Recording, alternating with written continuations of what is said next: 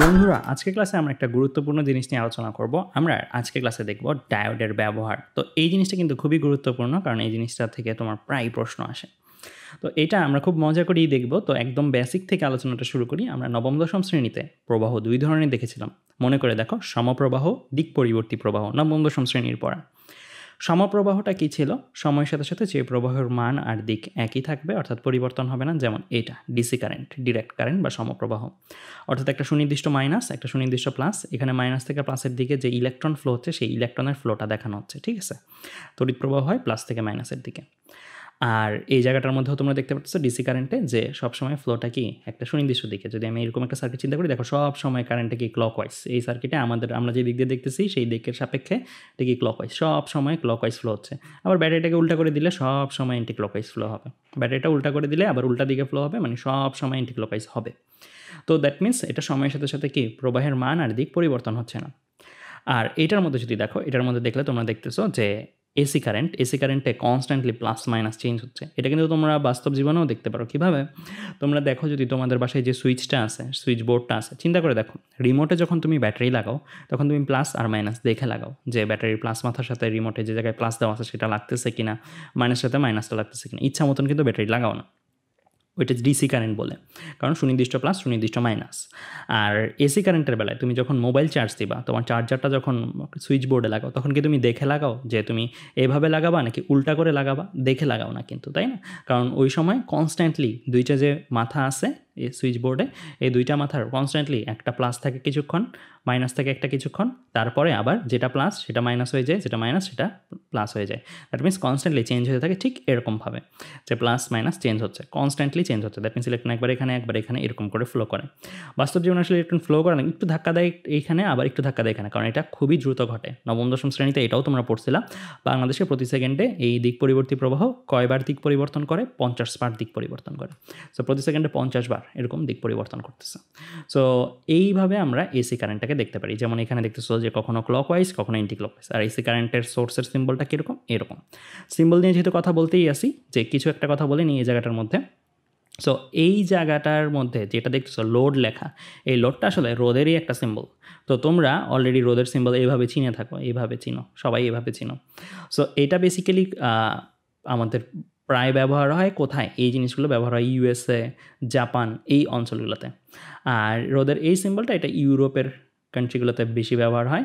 So এটাও রোদের একটা সিম্বল। এটা আইইসি কর্তৃক স্বীকৃত সিম্বল বলা হয়, আর এটা আমেরিকান স্ট্যান্ডার্ড কর্তৃক স্বীকৃত সিম্বল বলা হয়। তো যাই হোক, ওই কথায় যাচ্ছি না। সো একই, দুইটা জিনিস একই, কোনো তফাৎ নাই। এটাও রোদ, এটাও রোদ। সো কোনো জায়গায় তোমরা যেহেতু এখন সেমিকন্ডাক্টরের পার্টটা পড়তেছো, সো এখানে অ্যাকচুয়ালি আমরা আইইসি কর্তৃক স্বীকৃত জিনিসগুলোই বেশি ব্যবহার করি। সো সেমিকন্ডাক্টর লাস্টের দিকের চ্যাপ্টার, এই জিনিসগুলো হচ্ছে কম্পারেটিভলি আধুনিক সায়েন্স। সো এই জায়গাটার মধ্যে আমরা কম্পারেটিভলি এই সিম্বলটাই বেশি ব্যবহার করি। সো যে জায়গায় তোমরা এরকম বক্স শেপের সিম্বলটা দেখবা, সে জায়গায় তোমরা বুঝে নিবে এটা আসলে একটা রোদ, আর কিছুই না। এটা আসলে এই জিনিসটাই। এটা গেল প্রথম কথা। দ্বিতীয় আরেকটা কথা আমি একটু বলে নিই আমাদের পুরো ক্লাসটায় আলোচনার সুবিধার জন্য। সেটা হচ্ছে, আমরা এই গ্রাফটা যদি দেখি, যেহেতু আমি বলছি এসি কারেন্টে প্রবাহের মান সময়ের সাথে সাথে পরিবর্তন হয়, মান আর দিক দুইটাই কিন্তু, ঠিক আছে? তার মানে এটা গ্রাফটা যদি আমরা একটা আঁকি, আই বনাম টি গ্রাফ, অর্থাৎ ওয়াই অক্ষ বরাবর আমি প্রবাহ, এক্স অক্ষ বরাবর সময়, যেহেতু সময়ের সাথে সাথে চেঞ্জ হচ্ছে, তাহলে আমরা এইরকম একটা গ্রাফ পাবো। এসির জন্য এইরকম একটা গ্রাফ পাবো। এই গ্রাফটা দেখে কি বোঝা যাচ্ছে? যে এতটুকু সময় যাবত প্রবাহটা পজিটিভ, এতটুকু সময়, এগুলো কিন্তু সময়, এখানে কিন্তু 0 সেকেন্ড, 0.5 সেকেন্ড, ধরে নাও 1 সেকেন্ড, স্বাভাবিকভাবে এতটুকুও থাকে না, অনেক ছোট্ট। কেন? কারণ প্রতি সেকেন্ডে কি 50 বার এরকম চেঞ্জ করতে হবে না? প্রতি সেকেন্ডে 50 বার, দ্যাট মিনস কি এটা কি 0 হলে 1/25 বা 1/50, মানে অনেক ছোট্ট একটা সময়ের মান, তাই না? তার মানে কী দাঁড়াচ্ছে? এই সময়গুলো খুবই ছোটো, বাট এগুলো একটা সময়, ঠিক আছে? এখান থেকে এই পর্যন্ত একটা সময়, এখান থেকে এই পর্যন্ত একটা সময়, এখান থেকে এই পর্যন্ত একটা সময়। এতটুকু সময় যাবত কারেন্ট পজিটিভ, এতটুকু সময় যাবত কারেন্ট নেগেটিভ। গ্রাফে যেহেতু বসাইতেছি, সো আমরা এখানে পজিটিভ নেগেটিভ বলতে এই পুরো ক্লাসটা জুড়ে একটা জিনিস মেনটেন করব। যদি ওপরের দিকে অর্থাৎ পজিটিভ কারেন্ট আমরা বলি, তাহলে তোমরা একটা জিনিস বুঝবা যে এই কারেন্টগুলো আসলে আমার ক্লকওয়াইজ কারেন্ট। সো আমরা এই জিনিসটা মেনটেন করবো, এটা রুলস যে তা না। আবার যদি নিচের দিকে কারেন্টটা থাকে, নিচের দিকে, তাহলে এটাতে আমরা বলবো মাইনাস, আর মাইনাস মানে আমাদের জন্য অ্যান্টি ক্লকওয়াইজ কারেন্ট। এটা জাস্ট একটা কন্ডিশন, এটা আমরা ধরে নিচ্ছি যেন হচ্ছে আমাদের প্রত্যেকটা ব্যাখ্যায় সেম থাকে, আমাদের যেন মাঝখানে প্যাচ না লাগে কোথাও।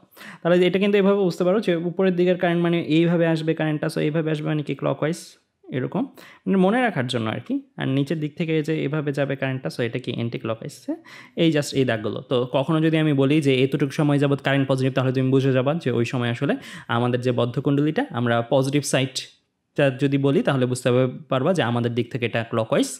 আর যদি নেগেটিভ বলি কারেন্টটা তাহলে বুঝতে পারবা যে ওই সার্কিটের মধ্যে আমরা যে সাইড থেকে দেখতেছি সেখান দিয়ে অ্যান্টি ক্লকওয়াইজ কারেন্ট। তাহলে এই জিনিসটা হচ্ছে জাস্ট ধরে নেওয়া। সো এই জিনিসটা একটু মাথায় রাখবা আমাদের পুরো ক্লাস জুড়ে, ঠিক আছে? So positive current clockwise and negative current anti clockwise. So আমরা এইভাবেই পুরো ক্লাসের আলোচনাটা করব।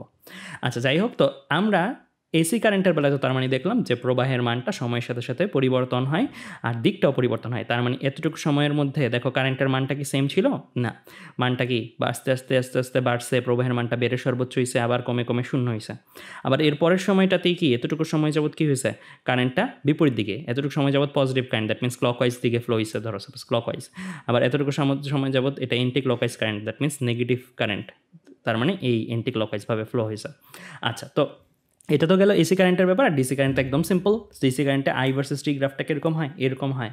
অর্থাৎ সময় বাড়তেছে বাট প্রবাহের মানটা কি ফিক্সড আছে, প্রবাহের মানটা বাড়তেছেও না কমতেছেও না, সবসময় কি এটা ক্লকওয়াইজ থাকলে ক্লকওয়াইজ, এন্টি ক্লকওয়াইজ থাকলে এন্টি ক্লকওয়াইজ, হয় এইভাবে হবে বা এইভাবে হবে, যে কোনো একটাভাবে হইতে পারে। আচ্ছা, তো আমরা দেখে ফেললাম এসি কারেন্ট আর ডিসি কারেন্টের মধ্যে ক্যারেক্টারিস্টিক। আমরা জাস্ট এই স্লাইডটার মধ্যে শিখছি এসি কারেন্ট কি, ডিসি কারেন্ট কি, আর কয়েকটা জেনারেল টার্ম শিখছি। এবার আমরা চলে আসবো যে এসি কারেন্টের তৈরি।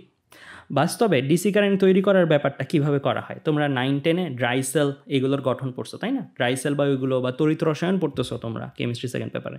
ওই জায়গাটার মধ্যে আমরা দেখছি কেমিক্যাল এনার্জিটাকে কনভার্ট করা হয় কিসে, কেমিক্যাল এনার্জিটাকে কনভার্ট করা হয় আমার কারেন্টে। সো ওই কারেন্টগুলো আসলে কি DC type of current. That means আমরা যদি ডিসি কারেন্ট প্রডিউস করতে চাই তাহলে আমরা আসলে কেমিক্যাল নিব, কেমিক্যালের মধ্যে রিয়াকশন ঘটাবো, তারপর হচ্ছে কি আমার কারেন্ট প্রডিউস হবে। যেমন তড়িৎদ্বার, অ্যানোড ক্যাথোড নিয়ে আমার কারেন্ট প্রডিউস হবে, আর ওই কারেন্টটা হচ্ছে ডিসি কারেন্ট। স্বাভাবিকভাবেই কেমিক্যাল কি কস্টলি না, কেমিক্যাল পানির তুলনায় কস্টলি, কয়লার তুলনায় কস্টলি কেমিক্যাল নর্মাল যেগুলো আছে। সো এই কেমিক্যাল যদি কস্টলি হয় তাহলে কেমিক্যাল দিয়ে কারেন্ট প্রডিউস করাটা কি মানে খুব এক্সপেন্সিভ হবে। যে কারেন্টটা তৈরি হবে কেমিক্যাল ইউজ করে, দ্যাট মিনস ডিসি কারেন্ট, ওটা এক্সপেন্সিভ তুলনামূলক। সো ওই কারেন্টটাতে যদি আমরা চিন্তা করি সারা বাসা বাড়ি সারা দিন লাইট জ্বলতেছে, ফ্যান জ্বলতেছে, টিভি চলতেছে, এই জিনিসগুলো করব, তাহলে কিন্তু আমাদের অনেক খরচ যাবে। কারেন্ট বিল দেখা যাবে আমাদের প্রায় মাসে 30,000 20,000 এরকম যাচ্ছে। অথচ আমরা কিন্তু এত বেশি কারেন্ট বিল হয় না, কম হয়। কারণটা কি? কারণটা হচ্ছে আমরা আমাদের বাসা বাড়িতে যে কারেন্টটা আসে সেটা আসলে কি কারেন্ট, এসি কারেন্ট, তাই না? দেখতেই পেতেছো সুইচ বোর্ডে প্লাস মাইনাস সুনির্দিষ্ট নাই, এটা কি এসি কারেন্ট। এসি কারেন্টটা কেন কম দাম বা কেন এটা প্রোডাকশনে ইজিয়ার সেটা আমি বলি। যেমন এখানে একটা এসি কারেন্ট প্রোডাকশনের মেথড দেখানো হয়েছে, আর অনেক মেথড আছে। গাছ, সূর্য কী করতেছে, তাপ দিচ্ছে, তাপ দিলে গাছটা কি হইতেছে, একটা সময় ভেঙে পড়তেছে। গাছের যে গাছপালাগুলো কাঠগুলো আছে সেইগুলো বা পাতাগুলো ডালপালাগুলো মিলে তাপে, মানে অতিরিক্ত তাপমাত্রায় আর চাপে, মাটির থেকে উপরে যদি মাটি পড়ে, মাটি থেকে যে চাপটা ক্রিয়েট হয় সেই চাপে আর তাপে এটা কিসে কনভার্ট হয়, এটা কয়লায় কনভার্ট হয়। সো এখানে কি হচ্ছে আসলে সৌরশক্তিটা রাসায়নিক শক্তিতে পরিণত হইতেছে। সূর্যের যে শক্তিটা, এই শক্তিটাকে কিন্তু মাদার সোর্স, এই সোর্সটাকে কাজে লাগিয়ে কিন্তু কয়লাটা প্রডিউস হচ্ছে। এই কয়লাগুলোই আমরা কি আহরণ করতেছি, আহরণ করে আমরা কলকারখানায় নিয়ে যাচ্ছি। সো আমরা যদি কারখানায় নিয়ে যাই, কারখানায় নিয়ে যাওয়ার পরে, ইন্ডাস্ট্রিতে নিয়ে যাওয়ার পরে এই রাসায়নিক শক্তিটা মানে কয়লা ভালো মানের একটা জ্বালানি, অনেক ভালো জলে এটাকে আগুন দিলে। সো এটাকে আমরা জ্বালাইলে কি হয়, এই যে কেমিক্যাল এনার্জিটা আছে কয়লাটা, এই কেমিক্যাল এনার্জিটার থেকে আমরা হিট প্রডিউস করতে পারি, অনেক হিট প্রডিউস করতে পারি। সো জ্বালানি পোড়ানোর সময় অনেক হিট তৈরি হয়। এই হিটটা দিয়ে আমরা কি করি, এই হিটটাকে আমরা পরবর্তীতে গতিশক্তিতে কনভার্ট করি। কিভাবে? এটা অনেকভাবে হইতে পারে। যেমন আমি একটা যদি কমন এক্সাম্পল বলি, যে ধরো আমরা সাপোজ পানি নিলাম, পানিকে তাপ দিয়ে বয়েল করলাম। পানিকে তাপ দিয়ে বয়েল করলে কি বাষ্প তৈরি হবে, তাই না? বাষ্প তৈরি হলে বাষ্প কি ডিনামিক্যালি চলাচল করতে থাকে, মানে ছোটাছুটি করতে থাকে। সো যদি আমি অনেক হিউজ পরিমাণের বাষ্প প্রডিউস করি, এই বাষ্পটা অ্যাকচুয়ালি কী হবে, বাষ্পটা একটা পাইপ দিয়ে এইদিকে যাবে খুবই স্পিডে একটা পাইপ দিয়ে যাবে, তাই না? বাষ্প যেহেতু অনেক তৈরি হয়েছে, একটা সরু যাওয়ার জায়গা দিলে তো সে খুবই স্পিডে এই দিক দিয়ে যাবে। যাওয়ার সময় সে এখানে কি পাখা পাইলে কোনো পাখাটাকে কি ঘুরাবে, তাই না? খুব স্পিডে বাষ্প যাচ্ছে, সে পাখা পাচ্ছে, পাখাটাকে ঘুরাবে। সো পাখাটাকে সে যদি ঘুরায় তাহলে চিন্তা করো, পাখার গায়ে একটা চুম্বক লাগাই দিলাম আর এখানে একটা কুণ্ডলী আছে। সো পাখাটা একটা চুম্বক হিসেবে যদি কাজ করে আর এটা যদি একটা কুণ্ডলীর চারপাশে আবর্তন করে, তাহলে কুণ্ডলীটার মধ্যে কী তৈরি হবে, কুণ্ডলীটার মধ্যে কারেন্ট তৈরি হবে। আর এই কারেন্টটা কী টাইপ অফ কারেন্ট আমি কিন্তু তোমাদেরকে ম্যাগনেট চ্যাপ্টারের সেকেন্ড চ্যাপ্টার, যেটা ম্যাগনেটের ফিজিক্স সেকেন্ড পেপারের, সো সেখানে কিন্তু তোমাদেরকে পড়াইছিলাম যে যদি কোনো চুম্বক বা কোনো চুম্বককে স্থির রেখে কোনো কুণ্ডলীকে তার চারপাশে ঘোরাই, কোনো কুণ্ডলীকে স্থির রেখে কোনো চুম্বককে তার চারপাশে ঘোরাই, তাহলে কি তড়িৎচুম্বক আবেশ ঘটে, তাই না? এই যে তড়িৎচুম্বক আবেশ যদি ঘটে তাহলে কি কারেন্টটা তৈরি হয়? তাহলে এসি কারেন্ট তৈরি হয়। এটা কিন্তু তোমাদের আগের পড়ানো জিনিসই, আমি তোমাদেরকে পড়াইছি। তাহলে এখানে কি কারেন্টটা তৈরি হবে? এখানে এসি কারেন্ট তৈরি হবে। দ্যাট মিনস আমরা তাপশক্তি থেকে প্রথমত গতিশক্তিতে কনভার্ট করলাম, বাষ্প তৈরির মাধ্যমে বাষ্পটা গতিশীল অবস্থায় যাবে। গতিশক্তিটাকে পরবর্তীতে আমরা কি তড়িৎচুম্বক আবেশ প্রক্রিয়ায় কিসের পর কনভার্ট করছি? তড়িৎ শক্তিতে কনভার্ট করছি, ঠিক আছে? সো আমরা জেনারেটরের মধ্যে কিন্তু এই পদ্ধতিতে কুণ্ডলী আর চুম্বকের আপেক্ষিক ঘূর্ণনের এই পদ্ধতিতে আমরা কি তৈরি করে থাকি? আমরা এসি কারেন্ট তৈরি করে থাকি। নর্মালি আমাদের যে বাসাবাড়ির যে জেনারেটর সেখানেও কিন্তু এই পলিসিটাই মেনটেন করা হয় যে আমরা অ্যাকচুয়ালি কি এসি কারেন্ট তৈরি করে থাকি জেনারেটরের মধ্যে। সো এটা একটা এসি জেনারেটরের চিত্র তোমরা দেখতেছো। সো আমরা কিন্তু দেখলাম যে আমাদের প্রোডাকশনের ওয়েটা লার্জলি করি বা স্মলভাবে করি, আমাদের কিন্তু কম, খরচটা কিন্তু তুলনামূলক কম, তাই না? সো আমরা এইভাবে অ্যাকচুয়ালি কি কারেন্টটা তৈরি করলে আমাদের বাসা বাড়িতে যোগান দিলে সারা মাসব্যাপী খরচটা তুলনামূলক কম আসবে, কার তুলনায়? ডিসি কারেন্টের তুলনায়। কিন্তু এসি কারেন্ট তো বুঝলাম ভাইয়া খরচে কম, কিন্তু এসি কারেন্টটা কি ব্যবহারের উপযোগী? যদি আমি সরাসরি কোনো ক্যাপাসিটর, কোনো অন্যান্য এলিমেন্টস না ব্যবহার করে ডিসি কারেন্ট একটা ফ্যানের মধ্যে দিই, ডিসি কারেন্ট ফ্যানের মধ্যে দিলে ফ্যানটা ঠিক এইভাবে ঘুরতে থাকবে, যে কোনো একটা সুনির্দিষ্ট দিকে ঘুরতে থাকবে। কারণ কি, কারেন্টটাও যে কোনো একটা সুনির্দিষ্ট ক্লকওয়াইজ কারেন্ট বা অ্যান্টি ক্লকওয়াইজ কারেন্ট যেটাই হোক না কেন, একটা সুনির্দিষ্ট দিক বরাবর আসতেছে, একটা সুনির্দিষ্ট মান নিয়ে আসতেছে ডিসি কারেন্ট। দ্যাট মিনস ফ্যানটা একটা সম স্পিডে এরকম করে ঘুরতেছে। যদি আমি এসি কারেন্টটা দেই সরাসরি, মাঝখানে কোনো ক্যাপাসিটার ব্যবহার করলাম না, ডিসি ব্যবহার করলাম না, তৈরি হওয়া মাত্রই দিয়ে দিছি, যদিও এটা বাস্তবে প্র্যাকটিক্যালি অন্য জিনিস দেখাবে, তাও থিওরিটিক্যালি কী দেখাবে আমি সেটা দেখাই। থিওরিটিক্যালি এরকম হওয়া উচিত, তাই না? যে কারেন্টটা যেহেতু এসি কারেন্ট, একটা সময় পর্যন্ত ক্লকওয়াইজ, একটা সময় পর্যন্ত এন্টি ক্লকওয়াইজ। তোমরা খেয়াল করলে দেখবা ক্লকওয়াইজ কারেন্টের সময় ফ্যান যেদিকে ঘুরবে, অ্যান্টি ক্লকওয়াইজ সার্কিটে কিন্তু কারেন্ট বিপরীত দিকে ঘুরবে। এটা কিন্তু তোমরা ছোটোবেলার এই এক্সপেরিমেন্ট থেকেও বুঝতে পারো। ছোটোবেলায় তুমি যদি একটা ব্যাটারির সাথে একটা মোটর কানেক্ট করো, ব্যাটারিটার প্লাস মাইনাস তারের যেই মাথায়গুলো কানেক্ট করলা, সেভাবে কানেক্ট করার ফলে মোটরটা যেদিকে ঘুরে, ব্যাটারিটা উল্টাই দিলা, উল্টাই দিয়ে পূর্বের প্লাসের জায়গায় এখন পূর্বের বর্তমানে মাইনাস, পূর্বের মাইনাসের জায়গায় এখন বর্তমানে প্লাস দিলা, ব্যাটারি উল্টায় তারগুলোর সাথে কানেক্ট করো, তখন দেখবা মোটরটা উল্টা দিকে ঘুরতেছে। তাহলে এই কনসেপ্ট অনুসারে কিন্তু আমরা বলতে পারি যে এসি কারেন্টটা যদি আমরা সরাসরি কোনো ফ্যানের দিয়ে দিতাম, তাহলে জিনিসটা এইভাবে ঘুরতো, একবার এই দিকে, একবার এই দিকে, একবার এই দিকে। দ্যাট মিনস এরকম হয়তো, বাট এটা কিন্তু আমরা আদৌ চাই না, তাই না? আমরা চাই একটা সুনির্দিষ্ট দিকে সমান স্পিডে ঘুরুক। তার মানে এসি কারেন্টটা কিন্তু সরাসরি ব্যবহার উপযোগী না। আমি এটা থিওরিটিক্যালি কেন লিখছি? কারণ এই জিনিসটা কিন্তু বাস্তবে দিলে এরকম হবে না। কেন? বাস্তবে তুমি এতটাও আস্তে আস্তে কারেন্টের দিক পরিবর্তন হয় না। কি হয়? কারেন্টটা খুব র্যাপিডলি দিক পরিবর্তন করে। কারণ আমি বলছি প্রতি সেকেন্ডে 50 বার। দ্যাট মিনস এটা এত দ্রুত হইতো যে আমরা অ্যাকচুয়ালি দেখতাম ফ্যানটা থেমে আছে, আর ফ্যানটা কোনো দিকে ঘুরতে না পেরে এটা হয়তো ব্লাস্ট হইতো বা হয়তো ভেঙে পড়ে যেত। এই জিনিসগুলো আমরা দেখতে পেতাম। সো আমরা থিওরিটিক্যালি বুঝতেছি যে আমাদের এইটা উপযোগী না, এই জিনিসটা ব্যবহারের উপযোগী না। তার মানে আমাদের যন্ত্রপাতি যেগুলো আছে সেগুলো আসলে কি বেশিরভাগই ডিসি কারেন্টটাই তাদের মধ্যে ব্যবহার উপযোগী। তাও ডিসি কারেন্ট তো আমরা দেই না, আমাদের বাসা বাড়িতে এসি কারেন্ট, তাহলে চলে কেমনে যন্ত্রগুলো? অবশ্যই তার মাঝখানে এসি থেকে ডিসিতে কনভার্ট করে নেওয়া হয়। মানে যন্ত্রের ব্যবহারের আগে যন্ত্রর মধ্যেই এমন কিছু আছে যেগুলোর যন্ত্রটার কারেন্টটাকে এসি হিসেবে পাইলেও এসিটাকে সে ডিসিতে কনভার্ট করে দেন মেইন অপারেশনটা সে চালায়। তার মানে আমাদের মাঝখানে অবশ্যই এসির কারেন্টটাকে কিসে কনভার্ট করতে হইতে পারে? ডিসি কারেন্টে কনভার্ট করতে হইতে পারে। ঠিক এরকম যেমন এখানে আমরা কি করতেছি, এসিকে ডিসি কারেন্টে কনভার্ট করা মানে কি? এসি তো দিক পরিবর্তন করে, আমরা যদি দিক পরিবর্তন করাটাই বন্ধ করে দিতে পারি তাহলেই তো আসলে এটা কাইন্ড অফ ডিসিতে পরিণত হবে কিছুটা হইলেও, তাই না? তো এখানে যেমন একটা এক্সাম্পল দেখাই তোমাদের বোঝার সুবিধার জন্য, যেহেতু কারেন্ট খালি চোখে দেখা যায় না, সো বোঝার সুবিধার জন্য আমি একটা এক্সাম্পল দেখাচ্ছি। এরকম ধরো সাপোজ এই জায়গাটার মধ্যে দিয়ে পানি আসতেছে, এটা একটা পানির ট্যাপ, এটাকে আমরা পানির বাল্ব বলি। এই বাল্বটার মধ্যে চিন্তা করো, এই জায়গা থেকে যখন পানি আসবে, বাল্বটা এমনভাবে তৈরি, চিন্তা করে দেখো বাম দিক থেকে যখন পানি আসতেছে বাল্বটা কী হয়ে যেতেছে? খুলে যাচ্ছে না ধাক্কায়? এখান দিয়ে ধাক্কা আসছে, ধাক্কা দিয়ে এটা খুলে উপরে চলে যাচ্ছে, খুলে যাচ্ছে এটা। বাট যদি ডান দিক থেকে পানি আসার কথা চিন্তা করতা, ডান দিক থেকে পানি আসলে কি এটা কি খুলতো না? কেন? কারণ ডান দিক থেকে আসলে এখানে একটা ব্যারিয়ার দেওয়া আছে না, একটা বন্ধনী দেওয়া আছে না। যখন ডান দিক থেকে পানি আসতো এই জিনিসটা ডান দিকে যেতে যেত, বাট ডান দিকে তো তাকে আটকায় রাখা আছে, তো আটকায় রাখা আছে, সে তো আর ডান দিকের এদিকে ঘুরতে পারতেছে না। এদিকে তার জন্য ঘোরাটা যেমন অ্যালাউড রাখছি, এদিকে তার জন্য ঘোরাটা তো আমি অ্যালাউড রাখিনি, এদিকে আটকায় রাখছি আমি। সো এই ব্যাসার্ধটা কি তার ব্যাসার্ধের তুলনায়ও ছোট দেখে সে এখানে আটকায় যাচ্ছে। তো আটকায় যাচ্ছে, দ্যাট মিনস সে আর উল্টা হতে পারতেছে না। তার মানে এই সিস্টেমটা কি করতেছে? এই সিস্টেমটা পানির একমুখী প্রবাহ নিশ্চিত করতেছে। এই সিস্টেমটা কাইন্ড অফ স্কুলের দারোয়ানের মতন। স্কুলের দারোয়ান যেমন স্কুল টাইমে কেউ যদি স্কুলে ঢুকতে চায় তাকে ঢুকতে দিবে, ছাত্রীটিকে ঘন্টা পড়ার আগে, ছুটির ঘন্টা পড়ার আগে স্কুল দারোয়ান কি ছাত্রটাকে বাইরে বেরোতে দিবে? গেট থেকে দিবে না। অথচ ঢুকা কিন্তু অ্যালাউড, বাট বাইরে যাওয়া অ্যালাউড না।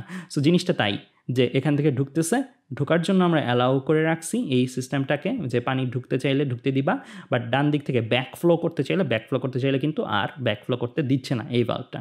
সো এই রকম যদি একটা কারেন্টের ক্ষেত্রে জিনিস তৈরি করা যায় যেটা আমারে বাম দিক থেকে কারেন্ট আসলে কারেন্টটাকে ঢুকতে দিবে আর ডান দিক থেকে কারেন্ট আসলে কারেন্টটাকে ঢুকতে দিবে না। এসি কারেন্টটা দুইভাবেই আসতে চাইবে, বাট বাম দিক থেকে কারেন্ট আসলে এটাকে অ্যালাউ করতেছি, ডান দিক থেকে যদি আসতেও চায় এটাকে আর অ্যালাউ করতেছি না, আমি ফ্লোটাকে অ্যালাউ করতেছি না।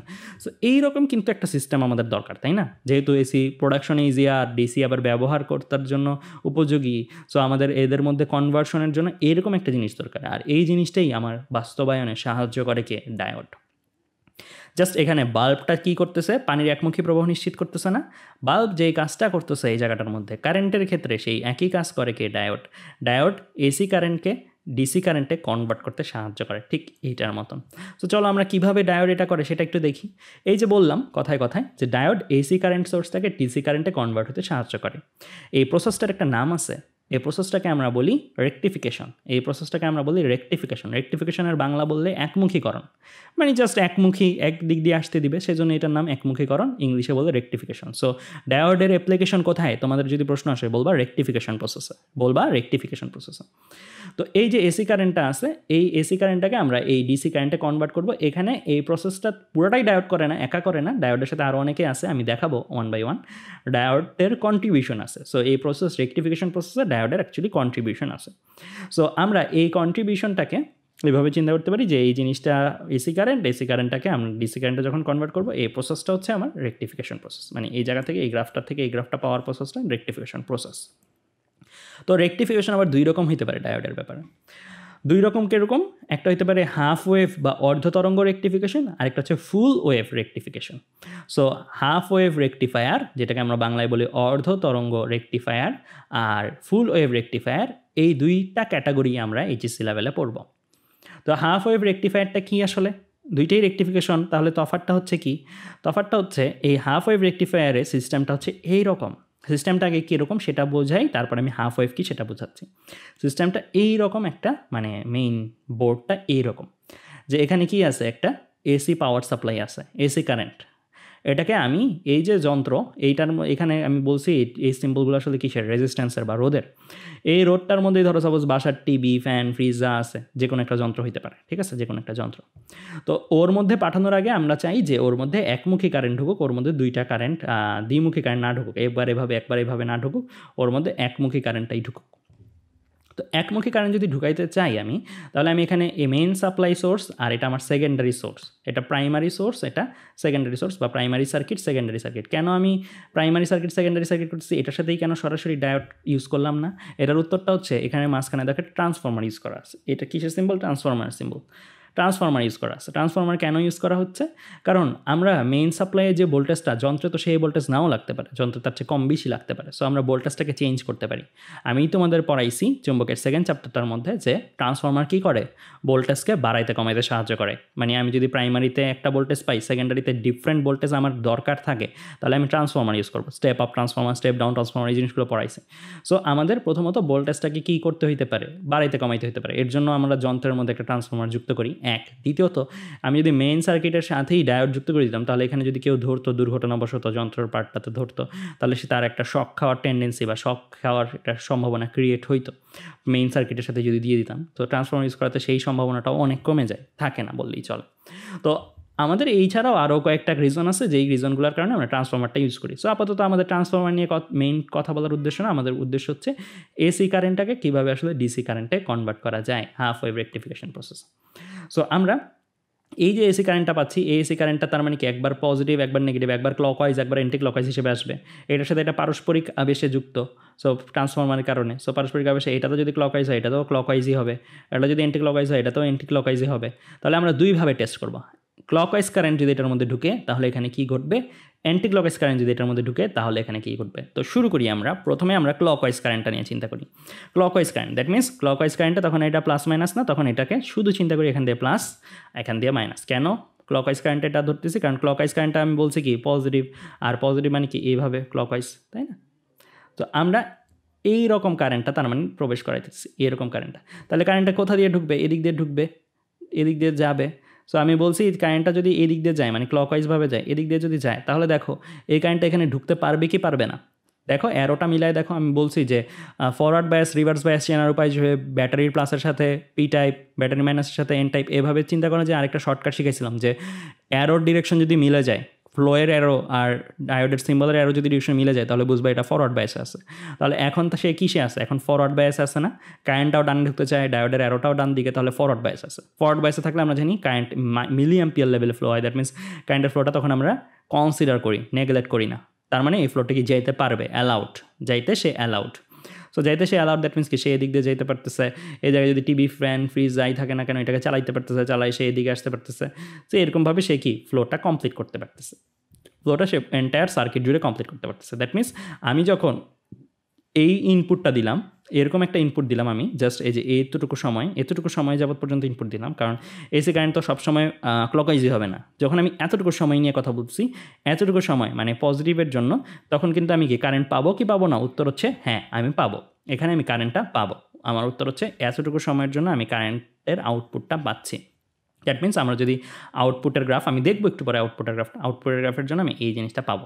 কারণ ইনপুট যদি এটা দেওয়া হয়, আউটপুট বলতে বোঝাচ্ছি এটার মধ্যে ফ্লো হচ্ছে কি হচ্ছে না, হ্যাঁ এটার মধ্যেও ফ্লো হচ্ছে। ইনপুট হচ্ছে এটা, ঠিক আছে, ইনপুট হচ্ছে এটা, আর আউটপুট হচ্ছে কোথায়, আউটপুট হচ্ছে এই জায়গায়। সো আউটপুট সার্কিট মানে এই সার্কিটটা, আউটপুট সার্কিটে ফ্লো হচ্ছে কি হচ্ছে না, উত্তর হচ্ছে এটা হচ্ছে এই জায়গায়। কেমন? আচ্ছা ওকে, বুঝলাম আউটপুট সার্কিটে আমার ফ্লোটা অ্যালাউ করলো। এবার আমি যদি সব কিছু মুছে এবার রেড কালার দিয়ে দেখাই। সো এইটুকু সময়ের জন্য চিন্তা করি, এতটুকু সময় আমার এই জায়গায় কারেন্টটা কীরকম, অ্যান্টি ক্লকওয়াইজ। এই জায়গায় কারেন্টটা অ্যান্টি ক্লকওয়াইজ মানে কি, এখানে কারেন্টটা কীরকম হইতে চাবে, অ্যান্টি ক্লকওয়াইজ হইতে চাবে। আমি দেখবো যে হইতে অ্যালাউড হচ্ছে কি না, হইতে আসলে অ্যালাউ করতেছে কিনা ডায়োডটা। সো এতটুকু সময় পর্যন্ত দেখি, এতটুকু সময় পর্যন্ত অ্যালাউড ছিল আগের, আর এতটুকু সময় পর্যন্ত দেখি কী হয়। এতটুকু সময় পর্যন্ত আমার কারেন্টটা কীভাবে যেতে চাইবে, এইভাবে যেতে চাইবে, এইভাবে যাইতে চাইবে, এইভাবে যাইতে চাইবে, এইভাবে যাইতে চাইবে। তাহলে দেখো এইখানে অ্যারোটা কোন দিকে, অ্যারোটা আমার ডায়োডের অপোজিট ডিরেকশনে ঢুকতেছে না, মানে ডায়োডের অ্যারো বাম থেকে ডান দিকে, আর কারেন্টের অ্যারো যদি অ্যান্টি ক্লকওয়াইজ হয় তাহলে ডান থেকে বাম দিকে, তাহলে অপোজিট ডিরেকশনে কারেন্ট ফ্লো হওয়া উচিত না, ফ্লো হবে না। তবুও তোমরা অনেকে একটা মিসকনসেপশন ক্যারি করো। সেই মিসকনসেপশনটা কি, যে ভাইয়া এই জায়গায় এসে নিলে ফ্লোটা হইলো না, কিন্তু যে যন্ত্রটা, সেই যন্ত্রের মধ্যে তো ঠিকই ফ্লো হয়ে গেল অ্যান্টি ক্লকওয়াইজ। ব্যাপারটা কিন্তু তা না, ব্যাপারটা হচ্ছে কারেন্টগুলোকে চিন্তা করতে হবে এইরকমভাবে। কারেন্টগুলো এমন না যে তোমার সামনে মাথা বন্ধ থাকলে কারেন্ট ফ্লো হইতে পারে। কারেন্টটাকে চিন্তা করো যে এরকম একটা পাইপ, ধরো এগুলো পাইপের একটা অ্যারেঞ্জমেন্ট আছে, এখানে পাইপের একটা অ্যারেঞ্জমেন্ট আমি করে দিলাম, এরকম একটা পাইপ আছে, এটা ব্যাটারির পজিটিভ প্রান্ত, এটা ব্যাটারির নেগেটিভ প্রান্ত বা যেরকম কিছু। সো সোর্স আছে, সো পজিটিভ প্রান্ত, দ্যাট মিনস তুমি নেগেটিভ প্রান্ত ব্যাটারি চিন্তা করো যে সে কন্টিনিউয়াসলি কী করতে পারে, সে কন্টিনিউয়াসলি ইলেকট্রন সাপ্লাই দিতে পারে। আর পজিটিভ প্রান্ত কী করতে পারে, পজিটিভ প্রান্ত হচ্ছে সেই ইলেকট্রন খেয়ে ফেলতে পারে। মানে এদিক দিয়ে ইলেকট্রন, যদি আমি গ্রিন কালারের এরকম বল বল বল বল চিন্তা করি, এটা আমার পরিবাহী। সো পরিবাহীর মধ্যে আমরা কি অনেকগুলো মুক্ত ইলেকট্রন পাচ্ছি, এই যে মুক্ত ইলেকট্রনগুলো আমি আঁকলাম। এখন ব্যাটারি কানেক্ট করার ফলে কী হচ্ছে, এদিক দিয়ে নতুন সবুজ বল আরও যোগান হচ্ছে, নতুন সবুজ বল আরও যাচ্ছে। এখন চিন্তা করো এই সবুজ বলটা কি খালি রাস্তার মধ্যে দিয়ে যাচ্ছে না, অলরেডি এখানে অনেকগুলো ফ্রি ইলেকট্রন বেছানো। সে যখন যাচ্ছে সে কিন্তু যে সামনের ফ্রি ইলেকট্রনটাকে ধাক্কা দিবে, মানে সবাই আসলে কি এক ঘর, এই দিকগুলোর উপরে উঠতেছে, এই দিকগুলোর সবাই এক ঘর বামে চলে যাবে, এই দিকগুলোর এক ঘর সবাই নিচে নেমে যাবে, এই দিকগুলোর এক ঘর সবাই নিচে নেমে যাবে, এই দিকগুলোর এক ঘর সবাই ডানে চলে যাবে। তাহলে এই গোল্লাটার কী হবে, এই ফ্রি ইলেকট্রনটা কী হবে, এদিকে হজম হয়ে যাবে, মানে এ প্লাসের সাথে মিশে নিউট্রাল হয়ে যাবে ব্যাটারি। তাহলে জিনিসটা কিন্তু এরকম যে কেউ যদি এখানে যাইতে অস্বীকার করে যে না আমি এদিকে যাইতে পারতেছি না, এদিকে আমার রাস্তা আটকানো, যে কেউ এদিকে ধরো রাস্তা আটকানো বা এদিকে ধরো রাস্তা আটকানো, সে এদিকে যাইতে পারতেছে না, তাহলে এদিকে যতই ধাক্কা দিই লাভ হবে না।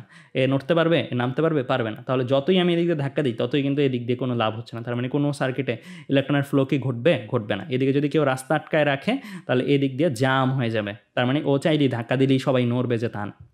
তাহলে আমাদের যদি কোনো একটা সার্টেন পোর্শনও একটা জিনিস কাটা থাকে তাহলে পুরো এন্টায়ার সার্কিটে কিন্তু ফ্লোটা বন্ধ থাকবে। এমন না যে আমি এই জায়গায় তার কেটে দিলাম, এই জায়গায় এতটুকু ফ্লো হইলো, তারপরে আর ফ্লো হইলো না, মানে এই জায়গায় একটা বাল্ব দিলে সেই বাল্বটা জ্বলবে, কিছুক্ষণ জ্বলবে, তারপরে আর ফ্লো হইলো না, আর কন্টিনিউ হইতে পারলো না বলে কিছুক্ষণও জ্বলবে না। কেন? কারণ যাইতেই তো পারতেছে না, অ্যালাউডই না। সে দেখবে যে শেষ পর্যন্ত রাস্তা ক্লিয়ার কিনা, রাস্তা ক্লিয়ার থাকলেই সে রওনা দিতে পারতেছে। তার মানে এইখানে যখন আমরা এইখানে ফ্লোটা পাঠালাম, তো এই ফ্লোটা কিন্তু এমন না যে এতটুকু গেল তারপর রাস্তা আটকানো পেলো আর গেল না। সে যখন যাওয়ার আগেই সে দেখলো যে এখানে রাস্তা আটকানো, দ্যাট মিনস সে নড়বেই না, এখান থেকে সে নড়বেই না, দ্যাট মিনস এই পুরো এন্টায়ার সার্কিটে কোনো ফ্লো হবেই না। তার মানে এতটুকু সময়ের জন্য আমরা আউটপুট যদি চিন্তা করি, আউটপুট কি আমি পাবো না। এতটুকু সময় আমার এই সার্কিটে কোনো ফ্লো থাকতেছে না, এই সার্কিটে আমার যখন অ্যান্টিক্লকওয়াইজ ফ্লো, আমার বর্তমানে আঁকা সার্কিটটার জন্য এই ঘটনাটাই কিন্তু ঘটতেছে। এটাতে যখন আমার অ্যান্টিক্লকওয়াইজ ফ্লো যেই সময়টা জুড়ে, এটার মধ্যে তখন ফ্লো জিরো, ফ্লো নাই, একটুও ফ্লো নাই। তাহলে আমার ঘটনাটা কি দাঁড়াইলো? ঘটনাটা দাঁড়াইলো এরকম, যদি আমি ইনপুট দিই এরকম, মানে এখানে দিই এরকম, তাহলে এইখানে আমি পাবো কি? এইখানে আমি পাবো ঠিক এইরকম একটা সার্কিট, এইরকম একটা ডায়াগ্রাম, যে ডায়াগ্রামে এতটুকু সময় পজিটিভ কারেন্ট ছিল, পজিটিভ কারেন্ট যখন ছিল তখন অ্যালাউ করছে ডায়োডটা আমাকে যেতে দিও, সো ফ্লো আমার হয়েছে, সো ফ্লো হয়েছে, ফ্লো দেখতে পারতেছি আমরা, এটার ফ্লোয়ের কারণে এখানে ফ্লো হচ্ছে আউটপুট সার্কিটে, ও ফ্লো পাচ্ছে যন্ত্রটা। এতটুকু সময়ের জন্য কোনো ফ্লো আসতেছে না, খালি এতটুকু সময় খালি মিসিং। আবার এতটুকু সময়, এই সময়টা তো শেষ হয়ে যাবে, আবার এই সময়টাও তো শেষ হয়ে যাবে, আবার এই সময়টা শুরু হবে, তাই না? এতটুকু সময়ের জন্য কারেন্টটা কি আবার ক্লকওয়াইজ যাচ্ছে, সো ক্লকওয়াইজ গেলে কি ঢুকতে দিবে, যে ক্লকওয়াইজ গেলে আমার বর্তমানে আঁকা সার্কিটটার জন্য ঢুকতে দিবে, তার মানে আউটপুটটা কীরকম হবে? এরকম হবে। আবার এতটুকুর জন্য ঢুকতে দিবে না, তার মানে আমরা এরকম হাফ ওয়েভ পাচ্ছি। ফুল ওয়েভটা না পেয়ে আমরা কী পেয়েছি? হাফ ওয়েভ পাচ্ছি। তাই এটার নাম কি? Half wave rectifier. এই সিস্টেমটার নাম হাফ ওয়েভ রেকটিফায়ার। এটা কি করে? হাফ ওয়েভকে যেতে অ্যালাউ করে। এই সিস্টেমটা ভালো না খারাপ? প্রথম কথা হচ্ছে এই সিস্টেমটা অর্ধেক পরিমাণ কারেন্টকে নষ্ট করে, সো কিছু এনার্জি এখানে লস হয়। সো এই সিস্টেমটা তার মানে কি ফুললি ভালো না, কারণ এখানে অর্ধেক পরিমাণ এনার্জি লস হয়। আরেকটা জিনিস যেটা বলবো সেটা হচ্ছে তোমাদের কিন্তু এই ডায়াগ্রামগুলো ভালো করে আঁকা শিখতে হবে। এই যে সার্কিটগুলো ভালো করে আঁকা শিখতে হবে, গ্রাফগুলো ভালো করে আঁকা শিখতে হবে। হাফ ওয়েভ রেকটিফায়ারের যদি ব্যাখ্যা আসে, এগুলোতেই কিন্তু মার্কস। বাকিগুলো তুমি বাংলায় যেটা লেখো কনসেপচুয়ালি কারেক্ট থাকলেই এই আঁকাগুলোতেই কিন্তু মার্কস। তোমার কিন্তু অবশ্যই মেক শিওর রাখতে হবে তুমি ডায়োডটা কীভাবে দিছো আর আউটপুটটা কীভাবে, অবশ্যই চেক করে নিবা। আমি তোমাদের জন্য একটা প্রশ্ন রাখছি এখানে, সেই প্রশ্নটা হচ্ছে যদি আমি ডায়োডটাকে এইভাবে করে দিই, ডায়োডটাকে কী করে দিলাম? উল্টা করে দিলাম। যদি আমি ডায়োডটাকে উল্টা করে দিই, তখন আমার এখানে ফ্লোটা কীরকম হবে? তখন আমার এই জায়গাটার মধ্যে ফ্লোটা কীরকম হবে? একই জিনিস, ইনপুট যদি আমি এটা দিই, তখন আমার এই জায়গায় ফ্লোটা কীরকম হবে? এটা তোমরা একটু চিন্তা করবা। এটার উত্তরটা আমি আর আলাদা করে বলতেছি না, এটা তোমরা সবাই পারা উচিত। কারণ এখন আমরা ক্লকওয়াইজ যখন ফ্লো দিব, ক্লকওয়াইজটাকে ঢুকতে দিবে না, ক্লকওয়াইজটা এই দিক দিয়ে ঢুকতে চাচ্ছে, এই দিক দিয়ে ঢুকতে চাচ্ছে, অপোজিট ডিরেকশন হয়ে যাচ্ছে ডায়োডের সিম্বলের সাথে, ঢুকতে দিল না। তার মানে এই পোর্শনের জন্য আমরা ফ্লো পাবো না। আর এই পোর্শনের জন্য কি আমরা ফ্লো পাবো কি পারবো না? অ্যান্টি ক্লকওয়াইজের জন্য, অ্যান্টি ক্লকওয়াইজ মানে কি এইভাবে কারেন্টটা যাবে, সো এখানে ঢুকতে দিচ্ছে, হ্যাঁ ঢুকতে দিচ্ছে, এটা বাম থেকে ডান থেকে বামে, অ্যারো সিম্বলও বাম থেকে ডানে, সো ঢুকতে দিচ্ছে। সো এই জিনিসটা কিন্তু একই জিনিসই আগেরটার, বাট এই জিনিসটা আমি কেন বাড়তি করে আলাদা করে দেখালাম? এই জিনিসটা দেখানোর আমার উদ্দেশ্য হচ্ছে এটাই, যে তোমরা যেন আঁকার সময় খুবই কেয়ারফুলি আঁকো। তোমরা যেন জাস্ট এইটা হাফ ওয়েভ রেকটিফায়ার মানে এইরকম, আর এর উপরের দিকে পজিটিভ আউটপুট, তা না। এটা কিন্তু দেখে নিবা, ফিগারটা দেখে নিবা, ফিগারের ডায়োডের পজিশনটা দেখে নিবা, পজিশনটা দেখে তারপরে তুমি আউটপুট কার্ভটা আঁকাবা। আগেরটা যদি হয়, উল্টা যদি হইতো, তাহলে এই জিনিসটা কি এরকম হয়তো। আর বর্তমানে যে চিত্রটা দেখতেছো সেটার জন্য কিন্তু এরকম হবে। সো এটা একটু খেয়াল রাখো যে কোনটা দিচ্ছ আর কোনটা তুমি আউটপুট হিসেবে আঁকতেছো। সো আমরা হাফ ওয়েভ রেকটিফায়ার নিয়ে তার মানে আলোচনা বুঝে গেছি, কীভাবে আসলে হাফ ওয়েভ রেকটিফায়ার কাজ করে, হাফ ওয়েভ রেকটিফায়ারকে কেন হাফ ওয়েভ রেকটিফায়ার বলা হয়, এই জিনিসগুলো আমরা বুঝে গেছি। ডায়াগ্রামও আঁকতে জানি, আবার সার্কিটটাও আঁকতে জানি। এখন আমরা চলে আসবো ডায়োডের ফুল ওয়েভ রেকটিফায়ার, অর্থাৎ পূর্ণ তরঙ্গ রেকটিফায়ার নিয়ে আমরা আলোচনা করব। তো ফুল ওয়েভ রেকটিফায়ার, এটা বুঝতেই পারতেছো, আগেরটা যদি হাফ ওয়েভ রেকটিফায়ার অর্ধেক পরিমাণে যেতে অ্যালাউ করে, এটা পুরাটাই যেতে অ্যালাউ করবে। তো এটার জন্য আমাদের সার্কিটটা একটু জটিল বলবো না, এটাও একদম ইজি। এটার জন্য আমাদের সার্কিটটা একটু ভালো করে মনে রাখতে হবে। তো আমি সার্কিটটা দেখানোর আগেই আউটপুটটা দেখাইনি, কারণ নামটা থেকেই বোঝা যায় আউটপুটটা কীরকম হবে। সো এটার যদি ইনপুট এরকম হয়, আমার যদি প্রাইমারি সার্কিটটা এরকম হয়, তাহলে সেকেন্ডারি সার্কিট মানে যেটা আউটপুট, সেটার মধ্যে আমার কীরকম হবে? এখন একটা সার্টেন পোর্শনে কী হবে না, নষ্ট হবে না। সো একটা সার্টেন সময়ও কারেন্ট ছাড়া যে আসি, এটা হবে না। সো এই সময় পর্যন্ত যে কারেন্টটা, এটার জন্য আমি আউটপুট পাবো ক্লকওয়াইজের জন্য, আবার অ্যান্টি ক্লকওয়াইজের জন্য যে কারেন্টটা, এটার জন্য আমি আউটপুট পাবো, আবার ক্লকওয়াইজের জন্য আমি আউটপুট পাবো, অ্যান্টি ক্লকওয়াইজের জন্য আউটপুট পাবো। সো আমার এখানে ডায়াগ্রামটা হবে এইরকম। তাহলে আমরা জেনে গেছি যে আমাদের ফুল ওয়েভ রেকটিফায়ার যে প্রসেসটা, সেই প্রসেসে ইনপুট এটা দিলে আউটপুট কীরকম হবে। তো এখন এই আউটপুটটা অ্যাচিভ করার জন্য আমি বলছি আমাদের সার্কিটের একটু অ্যারেঞ্জমেন্টটা আগেরটা বেশি সিম্পল ছিল, একটু জটিল, বাট অত জটিলও না। তোমরা যদি হুইটস্টোন ব্রিজ পড়ে থাকো, হুইটস্টোন ব্রিজটা একটু মনে করে দেখো, এরকমই কিছু ছিল না, পি কিউ আর এস রেজিস্ট্যান্সগুলো ছিল। সো একই জিনিস, কিন্তু এটা তো আলাদা করে লাগাবে, এইগুলোর আঁকা নিয়ে চিন্তা ভাবনা করো না, এটা জাস্ট একটা টেমপ্লেটের মতন মুখস্থ রেখে দিবা যে একটা এরকম দাগ দিবা, ট্রান্সফর্মার থাকবে, এখানে একটা সার্কিট। মেইন জিনিসটা হচ্ছে এটা, মেইন জিনিস হচ্ছে এটা, ঠিক আছে। মেইন জিনিস হচ্ছে এটা। এটার জন্য তুমি বুঝতে পারছো একটা ডায়মন্ড শেপের মতন করলাম, করার পরে মাঝখানে একটা দাগ দিলা, আর এই ডিরেকশনগুলো ভালো করে খেয়াল রাখবা। আমি এভাবে মনে রাখতাম যে D1 D4 এরা মনে হচ্ছে এই বিন্দুতে মিলিত হয়, এই বিন্দুটাতে মিলিত হচ্ছে, আর D2 D3 এরা মনে হচ্ছে এই বিন্দু থেকে বাইরে বেরোয়, মানে এখানে হচ্ছে মিলিত হচ্ছে, এখানে হচ্ছে বাইরে বেরোচ্ছে। সো এটা থেকে ছড়ায় যাচ্ছে আর এটা থেকে ভেতরে ঢুকতেছে, এটা জাস্ট মনে রাখার জন্য। আর নাম্বারিংগুলো অবশ্যই মনে রাখবা। নাম্বারিংগুলো কিরকম 1 2 3 4 1 2 3 4 D1 D2 D3 D4। So আমার D1 আর D4 মিলতেছে, D2 আর D3 এই পয়েন্টটা থেকে বাইরে বেরোচ্ছে। দুইটা পয়েন্ট নিয়ে কাজ মনে রাখলেই হবে। এই পয়েন্টটা D1 D4 মিলতেছে, এই পয়েন্টটা D2 D3 বাইরে বেরোচ্ছে। আর মাঝখানে একটা রেজিস্ট্যান্স আমি রেখে দিচ্ছি, সেই রেজিস্ট্যান্সটা কি, এইটাই হচ্ছে আমাদের সেই টিভি ফ্রিজ ফ্যান, যেটা যেই যন্ত্রের মধ্যে আমি আসলে কী চাই, ডিসি কারেন্ট চাই। এখানে আউটপুট বলতে আমি শুধু আউটপুট এটাকে বোঝাবো না, আউটপুট বোঝাবো যে এই পুরো জিনিসটাকেই, এই যে ইনপুট বলতে আমি শুধু এটাকে বোঝাবো না, ইনপুট বলতে আমি বোঝাবো এই পুরো জিনিসটা কি। আর আউটপুট আমার শুধু এতখানি, এটাই হচ্ছে আমার সেই টিভি ফ্রিজ বা যন্ত্র, এতটুখানি। আমার জাস্ট দেখার বিষয় যে এই যে তারটা, এই তারটার মধ্যে কারেন্টটা কোন দিক দিয়ে ঢুকতেছে, কোন দিক দিয়ে বেরোচ্ছে, ঠিক আছে। আমার জাস্ট এতটুকু বোঝার দরকার যে এই তারটার মধ্যে কোন দিক দিয়ে কারেন্ট ঢুকতেছে, কোন দিক দিয়ে কারেন্ট বেরোচ্ছে। কারণ যন্ত্র যদি সবসময় এই দিক থেকে কারেন্ট পায়, এদিক দিয়ে কারেন্ট বের হয়, তাহলে যন্ত্রের জন্য ওকে। বা যন্ত্র যদি সবসময় এদিক থেকে কারেন্ট পায়, এদিক থেকে কারেন্ট বের হয়, তাহলে যন্ত্রের জন্য ওকে। বাট চেঞ্জ হলে সমস্যা, তাই না? যে একবার এই দিক দিয়ে ঢুকলো, একবার এই দিক দিয়ে ঢুকলো, একবার এই দিক দিয়ে ঢুকলো, একবার এই দিক দিয়ে ঢুকলো, তাহলে সমস্যা। আমরা জাস্ট এই তারটার দিকে ফোকাস রাখবো, এটাই হচ্ছে কি আমার আউটপুট তার। সো এই আউটপুট তারের জন্য যে ভোল্টেজটা, সেটার কি আমি লিখছি কি ভি আউট।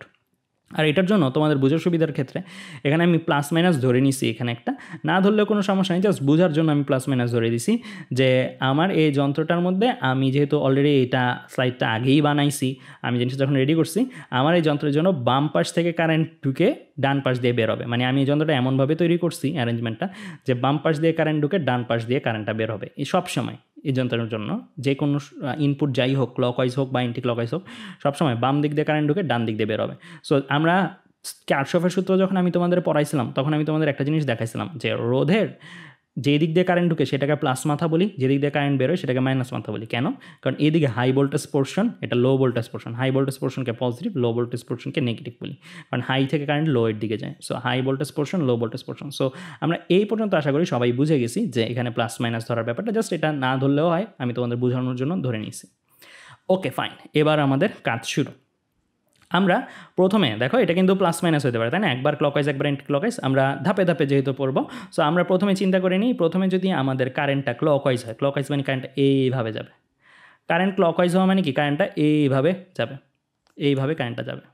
তো এইভাবে যদি কারেন্টটা যায়, তাহলে আমার এটা কি মাথা, প্লাস মাথা হইতে হবে, এটা কি মাথা, মাইনাস মাথা হইতে হবে। সো আমি এই জিনিসটাই জাস্ট এখন লিখবো যে আমার প্লাস মাইনাসটাকে বদলায়, এই যে প্লাস মাইনাসটাকে বদলায়, আমি প্রথমে চিন্তা করি যদি এটা প্লাস হয়, যদি এটা মাইনাস হয়, মানে প্রথমের ওই যে অল্প একটু সময়, কারণ ইনপুট তো একটা অল্প সময় পর্যন্ত ক্লকওয়াইজ থাকবে, আবার একটু পরে ইন্টি ক্লকওয়াইজ হবে, আবার একটু পরে ক্লকওয়াইজ হবে। সো আমরা যেই প্রথমের অল্প সময়টা ক্লকওয়াইজ কারেন্টের জন্য এই মেকানিজমটা, এই সিস্টেমটা কী বিহেভিয়ার দেয়, আউটপুট বিহেভিয়ার, সেই জিনিসটা আমরা চলো প্রথমে স্টাডি করি। সো আমরা প্রথমে এই জায়গায় প্লাস, প্রথমে এই জায়গায় মাইনাস দেখলাম। তো আমরা এই প্লাস মানে কি, এখান থেকে কারেন্টটা যাচ্ছে যাচ্ছে যাচ্ছে, এই জায়গায় এসে কারেন্টটা কী হবে, ডিভাইড হবে, তাই না? প্লাস মানে কি, প্লাস মানে কারেন্টটা এই দিক থেকে যাবে, এইটার দিকে যেতে যাবে, এটা হাই ভোল্টেজ পোর্শন, এটা লো ভোল্টেজ পোর্শন, কারেন্টের যাত্রাবিন্দু এটা, কারেন্ট এই দিকে এসে পৌঁছাইতে যাবে। সো আমার কারেন্টটা এই দিক দিয়ে যাচ্ছে যাচ্ছে যাচ্ছে, এই জায়গায় আসার পরে রাস্তা ডিভাইড হয়ে গেছে, মানে দুইটা আলাদা যাওয়ার পথ পেয়েছে, সেই জায়গায় কি দুই দিকে চলে যেতে চাইবে, সে এইদিকে চলে যেতে চাইবে একটা অংশ, এদিকে চলে যেতে চাইবে একটা অংশ।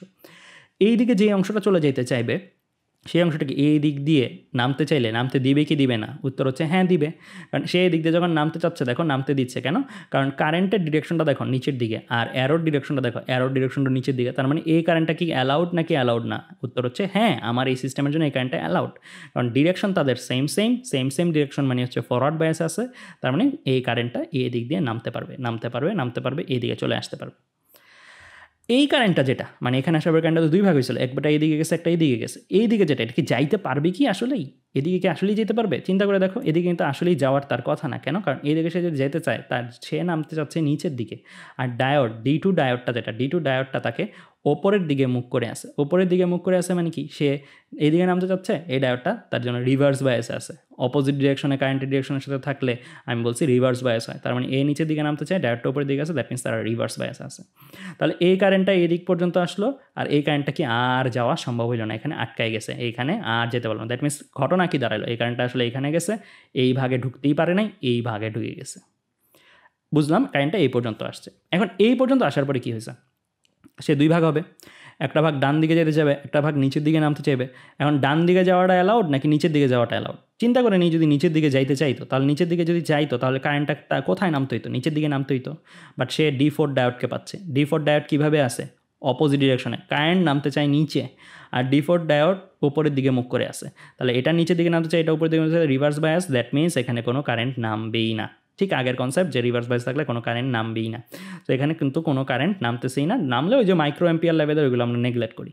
সো এখানে কোনো কারেন্ট যাচ্ছেই না, আমরা বলি যে কারেন্টটা এইদিকে আসছে, তারপরে সে এইদিকে যায়নি, রিভার্স বায়াস, এইদিকে গেছে, এইদিকে গেছে। খেয়াল রাখো এই জায়গাটার মধ্যে একটা ইম্পর্টেন্ট জিনিস খেয়াল রাখো, আমার যে যন্ত্রটার মধ্যে আমরা আসলে ডিসি কারেন্ট আউটপুট চাই, সেই যন্ত্রটার মধ্যে কি ঘুরতেছে? বাম থেকে কারেন্ট ঢুকতেছে, এই যে বাম থেকে কারেন্ট ঢুকতেছে, ডান দিকে যাচ্ছে, তাই না? যখন আমি ক্লকওয়াইজ ইনপুট দিলাম তখন আমার যন্ত্রটা মানে লোড যে আছে, লোড রেজিস্ট্যান্স, এই লোড রেজিস্ট্যান্সের মধ্যে কারেন্টটা বাম থেকে যাচ্ছে, ডান দিকে বেরোচ্ছে। এটা খেয়াল রাখো, মনে রাখো কিন্তু এই জিনিসটা, বাম থেকে ঢুকতেছে, ডান দিকে বেরোচ্ছে। সো আমরা এই পর্যন্ত নাইলে বুঝলাম যে হ্যাঁ ভাইয়া কারেন্টটা এদিকে গেছে, যন্ত্রের মধ্যে বাম থেকে ডান দিকে গেছে, যে এই পর্যন্ত আসছে। এখন এই পর্যন্ত যাওয়ার পরে সে নিচে নামবে না উপরে উঠবে? এটা কিন্তু একটা কমন সেন্স। উপরে তার, এটা কি হাই ভোল্টেজ বিশিষ্ট অঞ্চল, এটা কি লো ভোল্টেজ বিশিষ্ট অঞ্চল? কারেন্ট কি দেখছো লো ভোল্টেজ থেকে হাই ভোল্টেজের দিকে রওনা দেয় না, নিচের দিকে low voltage. So that means উপরের দিকে যাওয়া মানে কি, সে লো টু হাই যাচ্ছে। কারেন্ট কিন্তু এটা করে না। কারেন্ট সবসময় হাই ভোল্টেজ থেকে লো ভোল্টেজের দিকে যায়, আর নিচের দিকে হচ্ছে লো ভোল্টেজটা আছে। সো এখানে সে কারেন্টটা ভোল্টেজ কিছু কমছে, আবার এখানে যাওয়া মানে কি, সে যে হাই ভোল্টেজটার দিকে যাচ্ছে, এদিকে তাই রওনাই দিবে না, সে নিচের দিকে রওনা দিবে, কারণ নিচের দিকেই লো ভোল্টেজ। দ্যাট মিনস সে নিচের দিকে লো ভোল্টেজের দিকে নামা শুরু করলো। তো কারেন্টটা এই পর্যন্ত আসলো, রোদের মধ্যে দিয়ে বাম থেকে ডানে ঢুকলো, এসে আর উপরে উঠবে না, কারণ হাই ভোল্টেজের দিকে যাওয়া হবে, কনসেপ্ট ব্রেক হয়ে যাবে। সো নিচের দিকে সে নামবে, নিচের দিকে নামা মানে লো ভোল্টেজের দিকে নামতে চাইলো। সো এখন কারেন্টের ডিরেকশন দেখো, D3 এর ডিরেকশন দেখো, মিলে গেছে না? মিলে গেছে ডিরেকশন। তার মানে এখনও ফরওয়ার্ড বায়াস, দ্যাট মিনস এই কারেন্টটা এই পর্যন্ত যেতে পারবে ফরওয়ার্ড বায়াসের কারণে। তাহলে দাঁড়াইলো কি ঘটনা, সামারিটা নিই, এইখানে গেছে, এইখানে আসছে।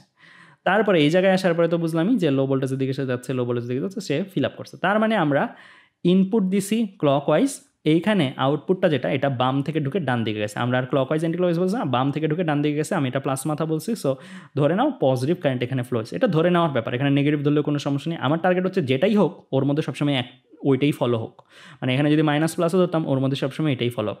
কিন্তু কারেন্ট যেদিক দিয়ে ঢুকে সেটা হচ্ছে কনসেপচুয়ালি নিয়ম হচ্ছে পজিটিভ ধরা, কারেন্ট যেদিক দিয়ে বেরোয় সেটা নেগেটিভ ধরা, কারণ এটা হাই ভোল্টেজ পোর্শন, এটা লো ভোল্টেজ পোর্শন, হাই থেকে লো এর দিকে যায়। সো এটা প্লাসের সংযুক্ত মাথা, এটা মাইনাসের সংযুক্ত মাথা, তাই হাই থেকে লো এর দিকে। সো আমরা এইভাবে তার মানে দেখলাম, যখন আমাদের এই রকম অবস্থায় ক্লকওয়াইজ কারেন্ট দিছি তখন আসলে কি D2 আর D4 এর মধ্যে কোনো কারেন্ট যেতে পারেনি। তাই দেখো আমার মেইন সার্কিট কিন্তু এটা না ছিঁড়ে ফেলছি যে তা না, কিন্তু কার্যগতভাবে ওদের কোনো ভূমিকা আছে। যখন আমি এখানে ক্লকওয়াইজ ইনপুট দিছি, ক্লকওয়াইজ ইনপুট দেওয়ার সময় D2 আর D4 রিভার্স বায়াস ক্রিয়েট করতো, এই যে রিভার্স বায়াস ক্রিয়েট করতো। তাই D2 আর D4 ইনঅ্যাক্টিভ, মানে D2 আর D4 কাজ করতে পারলো না, ছেঁড়া তারের মতন কাজ করলো। That means D2 R D4 থাকা না থাকা সমান কথা। তার মানে কার্যগতভাবে এই জিনিসটাই কিন্তু ঘটছে, ঠিক আছে? কার্যগতভাবে এই জিনিসটাই ঘটছে কখন, যখন আমি ইনপুট পজিটিভ দিছি। এমন না যে সারা জীবনই ইনপুট পজিটিভ থাকবে, ইনপুট কিন্তু আবার নেগেটিভ হবে, কারণ এটা এসি কারেন্ট, একবার পজিটিভ একবার নেগেটিভ দুইটাই হবে। দ্যাট মিনস আমি যখন ইনপুট পজিটিভ দিছিলাম তখন D1 আর D3 এই দুইটা ডায়োড ফরওয়ার্ড বায়াসে কানেক্টেড, ফরওয়ার্ড বায়াসে দেখাই যাচ্ছে, আর D2 আর D4 রিভার্স বায়াসে কানেক্টেড। খেয়াল রাখতে হবে, ঠিক আছে, তোমার আঁকা অনুসারে যে কখন কোনটা ফরওয়ার্ড বায়াস, কখন কোনটা রিভার্স বায়াস। তার মানে তড়িৎ প্রবাহটা D1 ডায়োডে প্রথমে যায়, তারপর RL যে রোধটা, সেই রোধে বাম থেকে ডানে লিখে রাখছি, এরপর ডায়োড D3 হয়ে সার্কিট কমপ্লিট করে। তো এটা তো গেল শুধুমাত্র কোন পোর্শনের জন্য, জাস্ট এই পোর্শনের জন্য। আমি যখন ইনপুট এতটুকু দিছি, এমন না যে এই ইনপুটটা নাই, এই ইনপুটটা আছে। আমি দুইটা আলাদা আলাদা ভাগ করে চিন্তা করাইছি যে যখন ইনপুট পজিটিভ তখন আউটপুটের কী হয়, যখন ইনপুট নেগেটিভ হবে তখন আউটপুটের কী হবে, সেটা আমরা পরের স্লাইডে দেখতেছি। এটা কিন্তু নাই যে তা না, ভুল বুঝবা না, এটা আছে।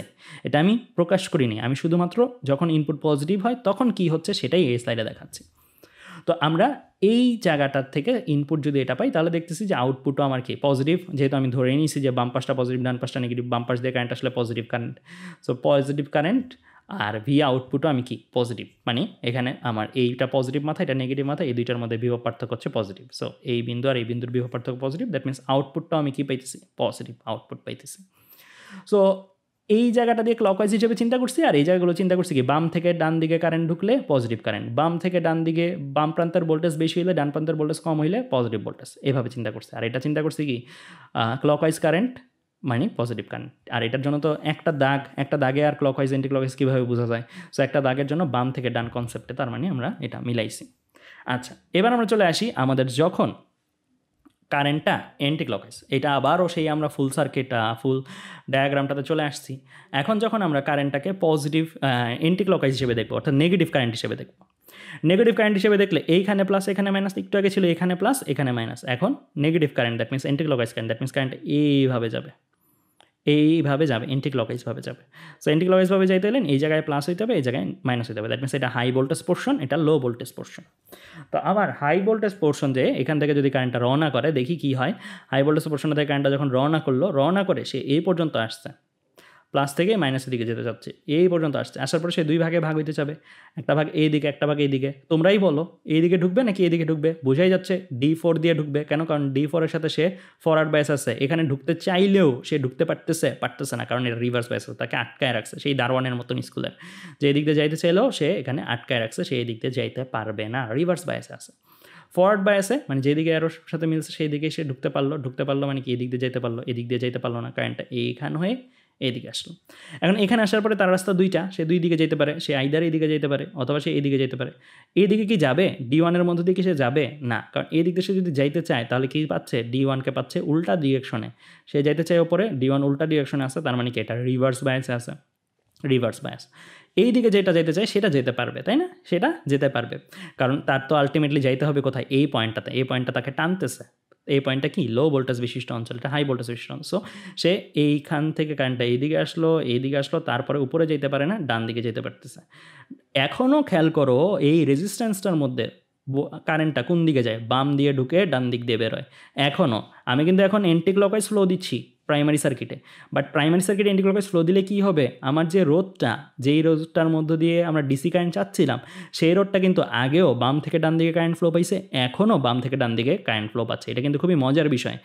ওই রোধ কিন্তু বুঝতেই পারবে না এখানে অ্যান্টি ক্লকওয়াইজ ফ্লো হচ্ছে না ক্লকওয়াইজ ফ্লো হচ্ছে, সে খালি দেখবে কারেন্ট বাম দিয়ে আসে ডান দিয়ে যায়, কারেন্ট বাম দিয়ে আসে ডান দিয়ে যায়, দ্যাট মিনস তার কাছে কিন্তু কাইন্ড অফ মনে হচ্ছে ডিসি কারেন্ট, তাই না? একই দিক দিয়ে কারেন্ট সবসময় সমমুখী প্রবাহ, মানে একই দিক দিয়ে প্রবাহটা হচ্ছে। তো যাই হোক, এই কারেন্টটা এদিক দিয়ে আসছে, বাম থেকে ডান হয়ে রেজিস্ট্যান্সের মধ্যে ঢুকে এই পর্যন্ত আসছে। এই পর্যন্ত আসার পরে সে কি নিচের দিকে যাবে না, কারণ নিচের দিকে হাই ভোল্টেজ বিশিষ্ট অঞ্চল, এটা হাই ভোল্টেজ বিশিষ্ট অঞ্চল, নিচের দিকে সে আর নাম নিবে না, সে উপরের দিকে যাবে, কারণ উপরের দিকে লো ভোল্টেজ বিশিষ্ট অঞ্চল। সো সে এদিকে আসার পরে উপরের দিকে যে গেল, উপরের দিকে যেতে দিবে কি দিবে না, উত্তর হচ্ছে হ্যাঁ দিবে, কারণ সে উপরের দিকে যখন যেতে যাচ্ছে এইটার অ্যারো আর কারেন্টের অ্যারো মিলে যাচ্ছে, that means forward bias, that means কারেন্টটা অ্যালাউড, কারেন্টটা এই পর্যন্ত গেল। এই পর্যন্ত আসার পরে সে কি আর এদিকে নামবে না, কেন? কারণ এই পর্যন্ত নামার তো প্রশ্নই আসে না, সে যাবে নেগেটিভের দিকে, সে এইদিকে গেলে তো আসলে হাই ভোল্টেজের দিকে যাচ্ছে, সে এইদিকে যাওয়া মানে লো ভোল্টেজের দিকে যাচ্ছে, তো এইদিকে আসার পরে সে বামে চলে যাবে।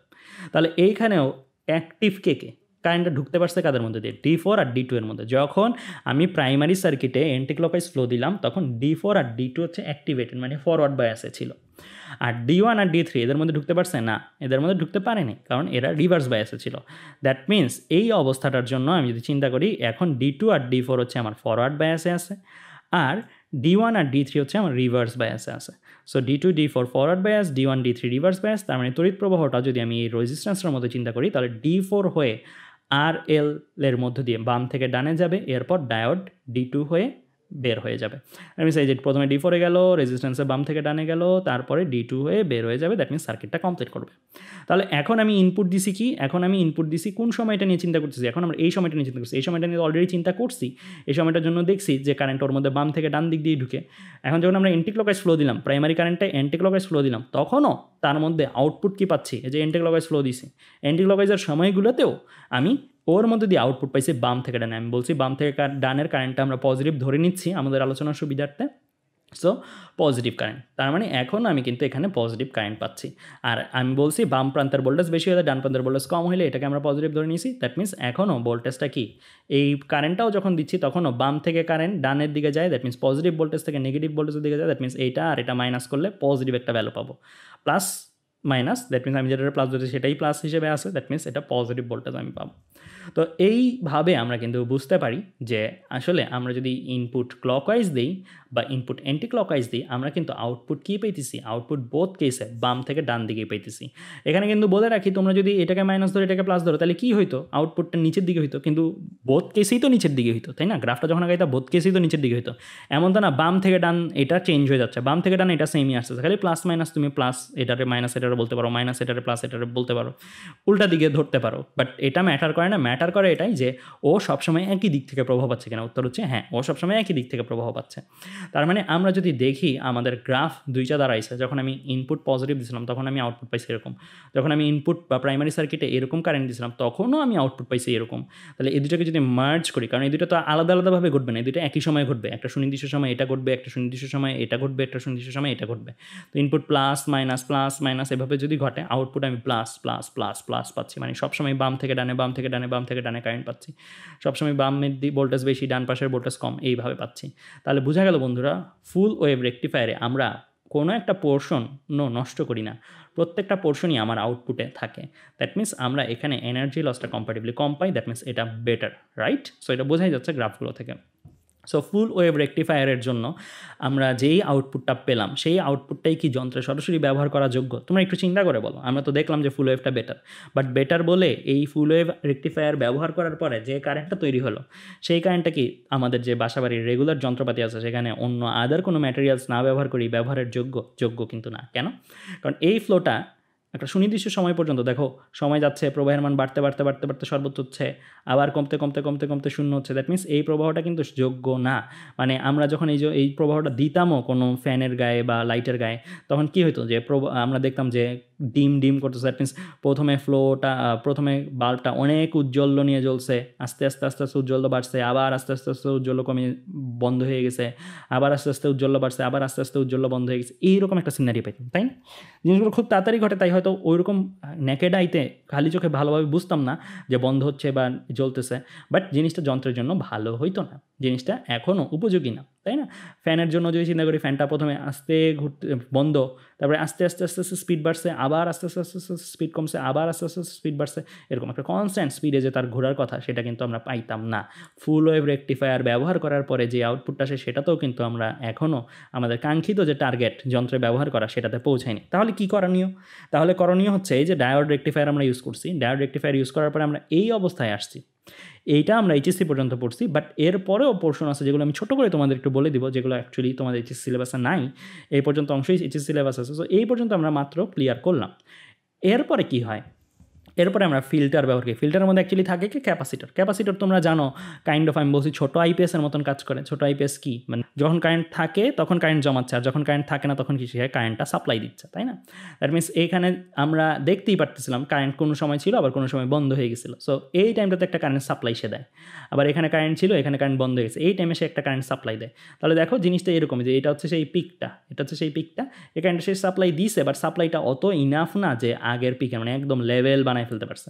তাহলে এই কারেন্টটাও ফিল্টার ব্যবহার করার পরে অর্থাৎ ক্যাপাসিটর ব্যবহার করার পরে যেই কারেন্টটা, সেই কারেন্টটাও কি তোমার পর্যাপ্ত না।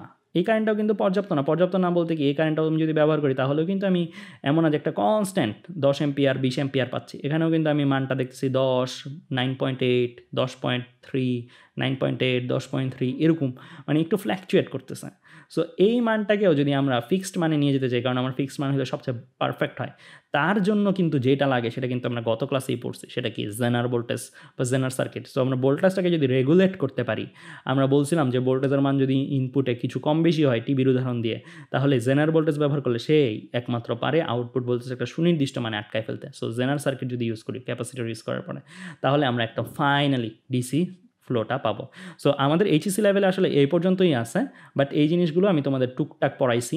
এটা আমি তোমাদেরকে স্থিরতরিত অধ্যায়ে পড়াইছি, এটা আমি তোমাদেরকে গত ক্লাসে পড়াইছি। তাহলে তোমরা বুঝতে পারছো যে আলটিমেটলি কাজগুলো কীভাবে ঘটে, আলটিমেটলি আমরা এসি থেকে একটা ডিসি ফ্লো কীভাবে পাই।